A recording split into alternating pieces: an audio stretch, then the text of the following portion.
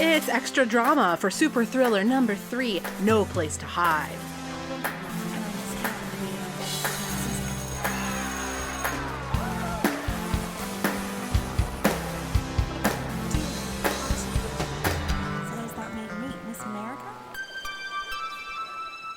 Hi, everybody. It's me, your host, Marissa Flaxbart, and I'm joined once again by the amazing, the wonderful, the brilliant Jack Shepard and Tanner Greenring of the Babysitters Club and lately Strange Bedfellows. Can I just say a quick note? Absolutely. All the descriptors you put in front of our names sound like they just applied to Jack. Oh, I heard it. I actually heard it as I was saying it, and I was like, Can I you hope do Tanner's another run not at upset. it and say all the descriptors for me too? I think it was fine. I think people got it. I could come up with even new ones for you if you want your own. Okay. Well, actually, I'm not. I want them equally as flattering as Jack's descriptors. The tall, the Okay, it's just a fact. well-read, Innocuous. the muscular Harmless. Tanner Greenring. How about that? Yeah, that's good. I don't know. I thought maybe it could like go in a different place. I hope that wasn't like I didn't objectify you too much there, Tanner. No, it's fine. You described Jack and like you talked about how like his sort of mental facilities. Sure. Okay, so all right. I'm trying to think of a funny Let's way say to fine. say. I think fine is good. Fine. Like foin or like Fine. No, we're not trying to objectify. You're fine. Sure. yeah. Non-problematic. College graduate. Let's move on. Yeah, I think we should. Okay. Yeah. But that was College never. graduate. Barely. I was a question mark because I don't want to make any assumptions. But that's an accomplishment, and I want to laud you for it, Tanner.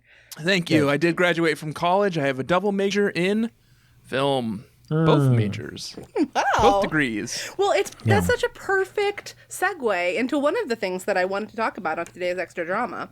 I was a film studies major in college, film studies. So it was like film theory. I was a film studies in major in college too, but I was also a film production. Excellent. I did not have that option. I know how to make them. I know how to criticize them. Very nice. And that's like the two thumbs of two thumbs up, Mm-hmm. I'm Ebert and Roper, the iconic duo. I met Richard Roper once at a bar called the Regal Beagle. Wow. Oh. And he bought me a drink. That's a true People in story. LA didn't drink because they have to drive everywhere. It was in Chicago. The Chicago Sun-Times is the newspaper that at which he worked. Works? I don't know. I don't keep up with Richard Roper, but He's dead. No, that's Gene Siskel. Is who you're thinking of. Oh, okay. I'm assuming. Who is sadly Tanner? dead. I've got good news for you about Richard Roper.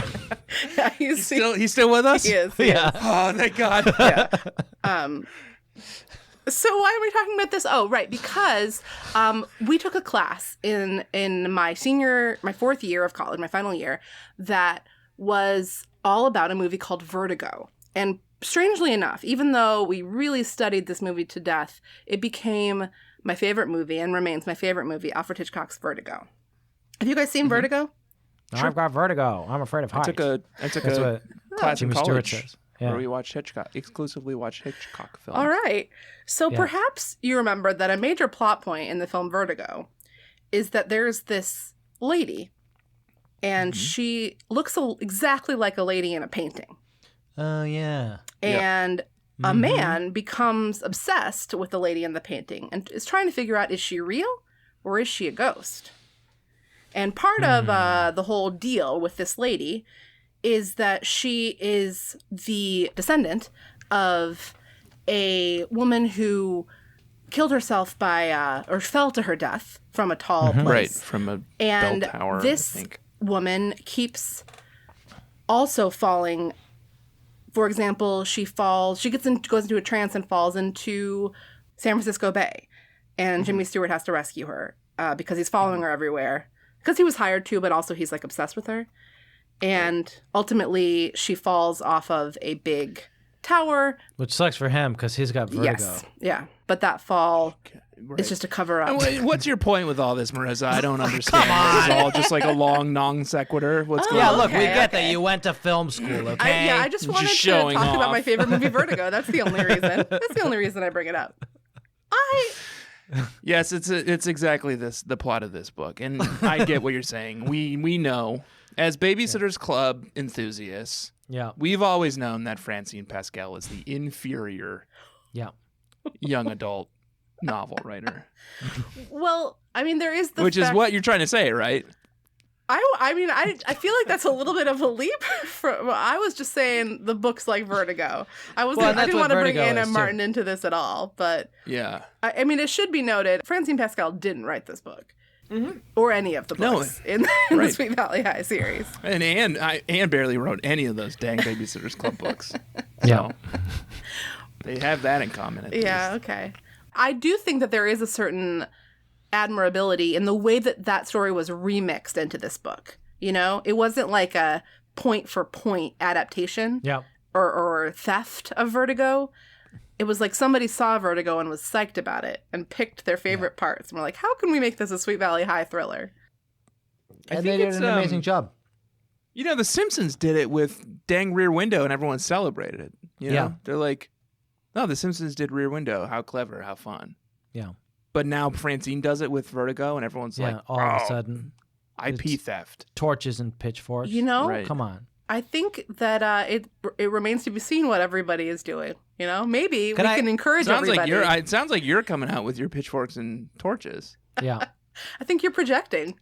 I want to take Francine to task, if I may, since we're kind of just piling on her. You may.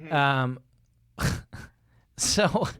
this is just embarrassing, just amateur stuff. Right. At the beginning of this novel, that's what we're all thinking here. Come on, at the beginning of this novel, it's not central to the plot of the movie. Or is it a book? It's a book. It is a book. It's not central to the plot of the book, but Francine is like, Elizabeth is like bored this summer because her boyfriend Jeffrey French is out of town. Her boyfriend is Todd Wilkins. Sorry, do you mean Todd Wilkins? On! Jesus, Francine. You know what you got to do, Francine? Write a Bible to keep this stuff straight. Ask somebody. Mm-hmm. You know, like you can have like at this point you've sold how many books? Like get an admin who can write down and just like keep track of the basic stuff. Come on, Jeffrey French. It doesn't even Bantam Books. Hey, Bantam Books. Come on, hire a fucking editor. Yeah, guys, come on. So that's amateur stuff. So amateur hour over here at Bantam. Books. You know, you guys may be closer to really an accurate observation than you realize, because you know Jeffrey French is come and go, but Todd Wilkins is forever. So okay, see, and that's what I've always said. It's really a shame. Sorry for any French heads out there. And please put it on a t-shirt.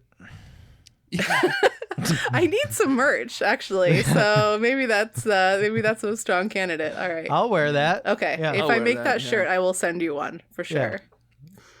And you too, Tanner. Although, I mean, do you have something else? Something else I've said? Maybe that was clever. I'm not sure I'd fit into the shirt. I'm so muscly. Yeah, so tall and muscly. No, I'll make sure to make it available. Just tear right out of it in tall, muscular, college-educated sizes. Yeah. I'm so smart that I would figure out a way to fit into this shirt. It wouldn't fit over your head. The right size. It wouldn't fit over your head. Ooh. All right, fellas. Let's keep the peace here by turning to a topic that is really, really your... That was literally Jack and I complimenting one another. Yeah. It sounded aggressive, but it was us praising him. I thought you were saying that Jack was like conceited.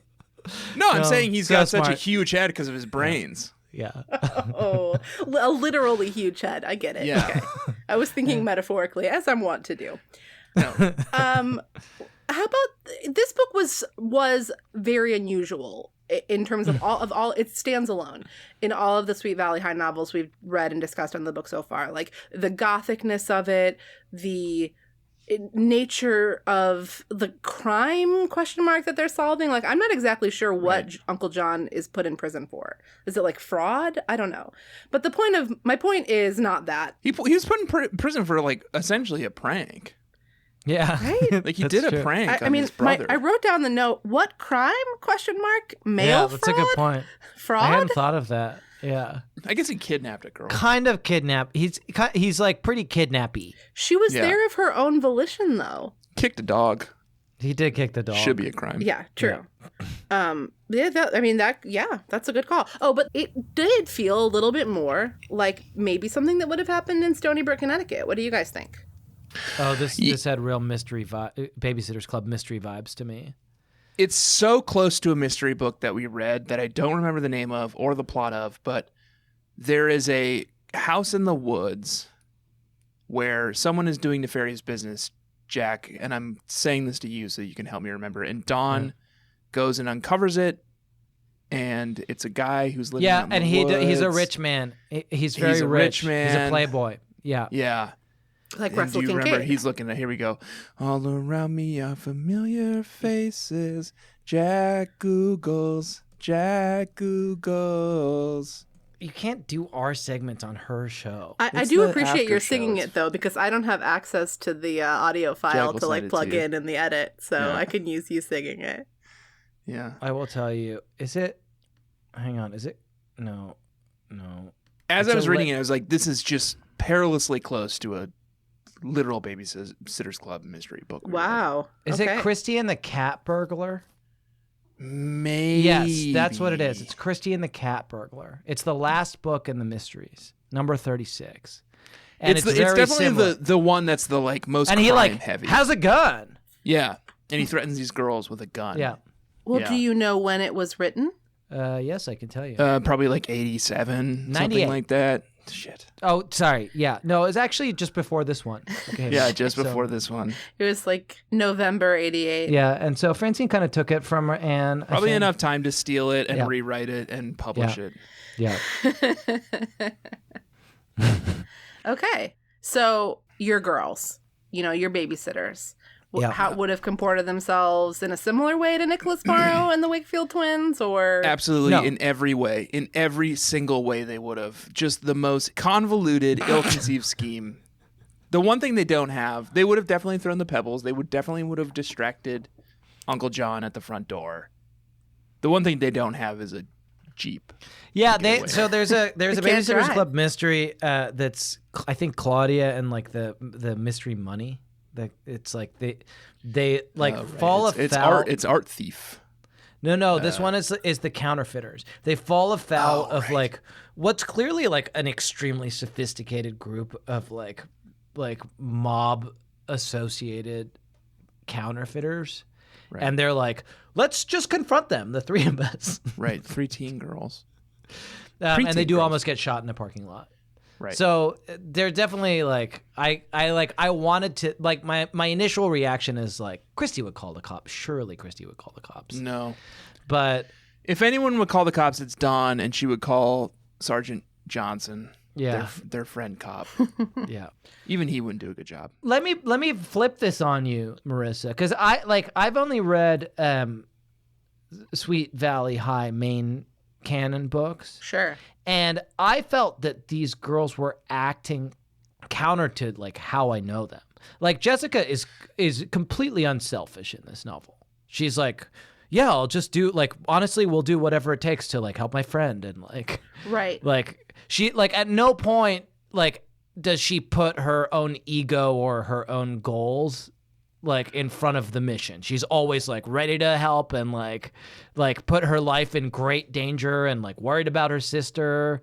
Like I think, if I may, the Sweet Valley twins are acting a lot more like babysitters than the other way around. Well, and who's stealing whose intellectual property now? Thank you. I think that the thriller plots do bring that out of the twins because all of the kind of enmity, I mean, that's a little too strong of a word, that they have in the regular course of their lives really gets driven out of them by like crisis circumstances. Okay. So if truly like people's lives are on the line, Jessica puts her petty bullshit aside and like steps it up to... So this is Francine's sick game.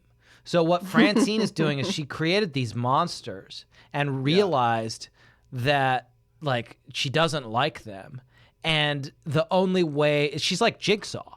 I don't the like them only either. way she can get them to like find their true selves or like find their moral center is by like creating a like play a game? Exactly. Oh dear. Wow. I reluctantly agree with you. Francine is a lot like Jigsaw. Francine is a lot like Jigsaw, and put that on a t-shirt. And they're like Jigsaw's. Yeah, put that on a t-shirt. I'll buy it. Okay, that's Tanner's Put that up on your merch shop. And the twins are like Jigsaw's victims because they do learn and grow from it. No, they learn and grow.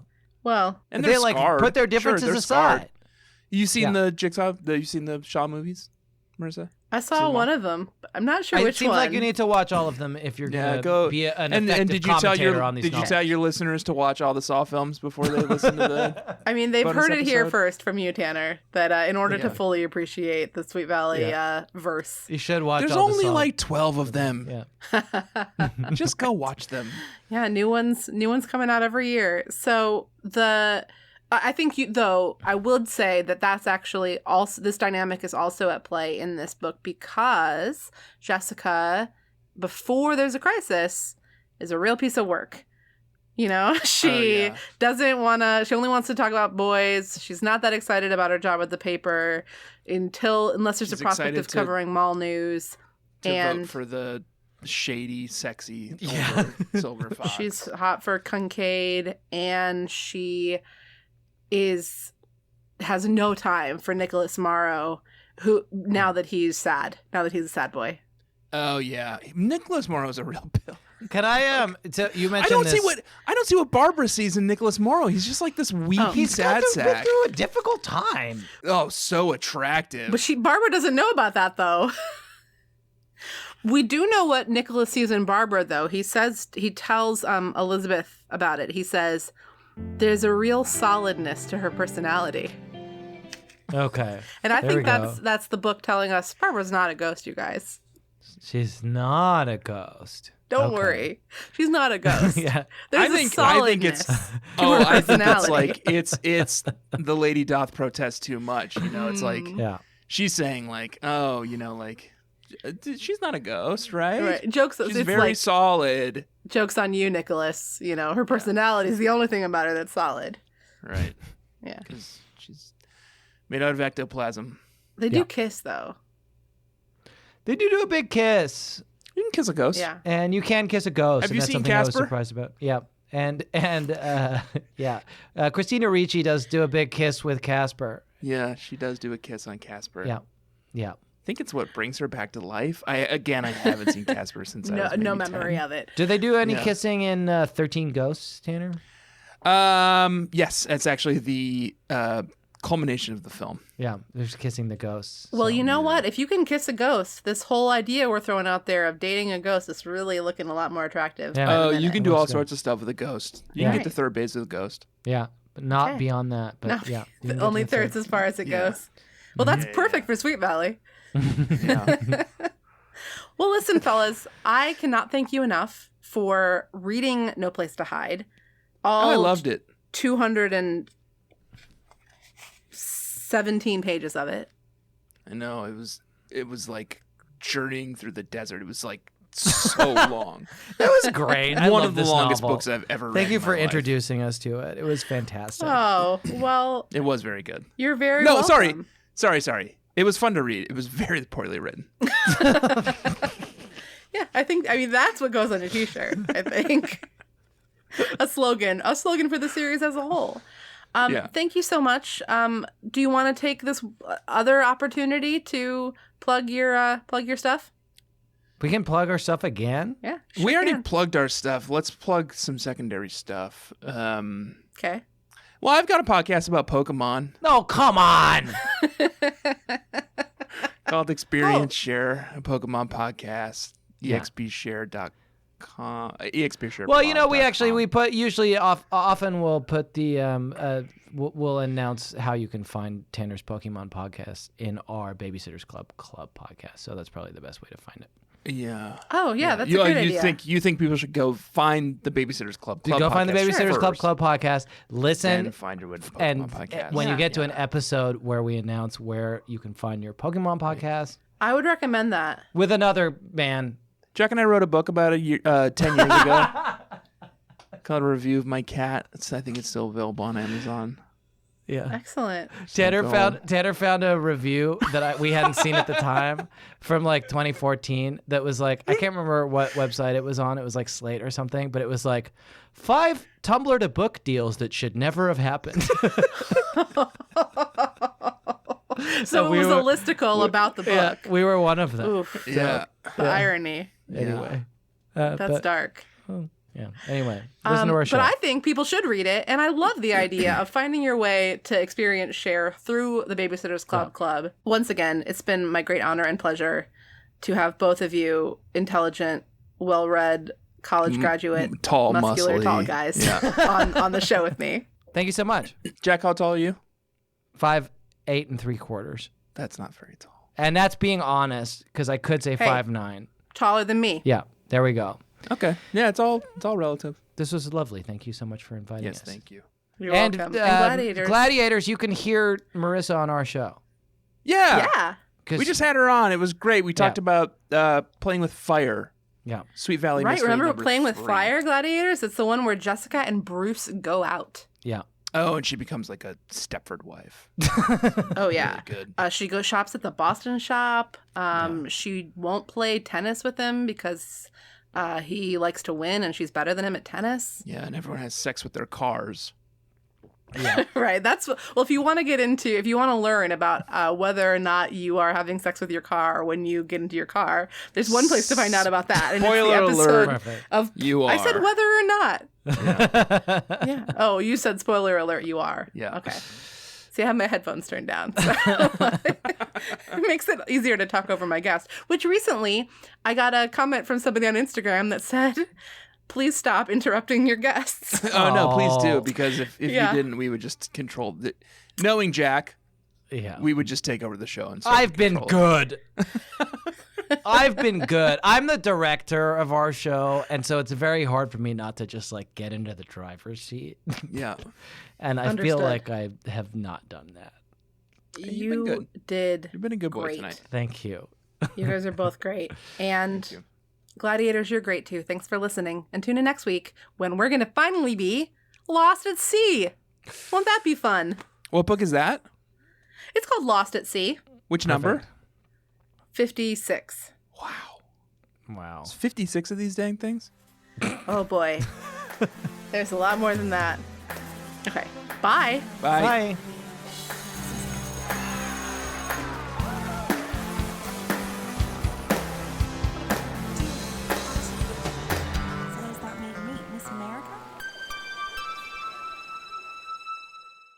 So wait, Super Thriller number 56? No. Oh, just regular old baby. Sweet Valley High. Yeah. At some point, the regular books and the super thrillers do kind of like merge into one, and the books all start to be thrilling and about like evil twins. That kind of happened with the Babysitters Club too. A little bit.